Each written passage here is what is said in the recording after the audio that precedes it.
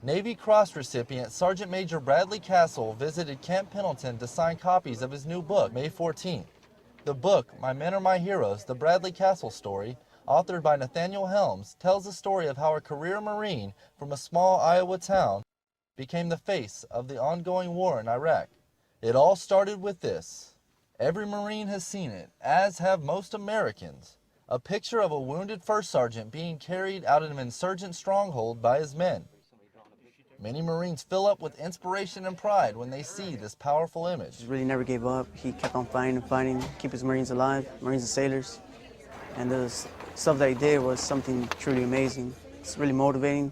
Other Marines should look up to that, you know. Kasal is credited with saving the life of a Marine by leading a rescue mission into a heavily fortified position during an assault on the Iraqi city of Fallujah in November of 2004.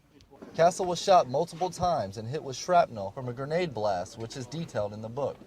Some of the Marines in corpsman with Kasal that day in Fallujah were on hand to sign autographs at the Marine Corps Association bookstore and base theater. Marines like R.J. Mitchell, a former Marine sergeant and recipient of the Navy Cross.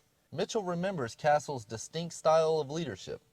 You can never get away from him, but you could always expect him to walk up on you in any given moment, whether it would be out, in the defense or on a patrol.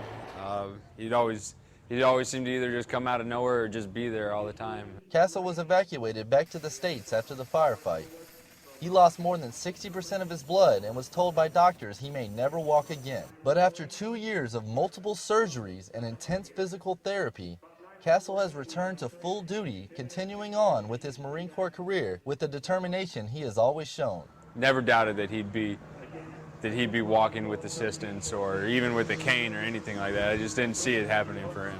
Kasal now works at a recruiting station in his home state of Iowa, but spends much of his time traveling to Marine Corps installations worldwide, sharing his story and the stories of the Marines who served with him. Kasal claims the men who served with him are the true heroes of that day. I think there's a lot more stories that need to be told. The main reason he worked with Helms on this book was to tell the stories of the brave men and women who continued to put their lives on the line for their country. We can get more stories of other Marines, use it to get more stories of other Marines told, then I'll be happy with it. The book is available for purchase online and in bookstores everywhere. Reporting from Camp Pendleton, California, I'm Corporal Ryan Trevino.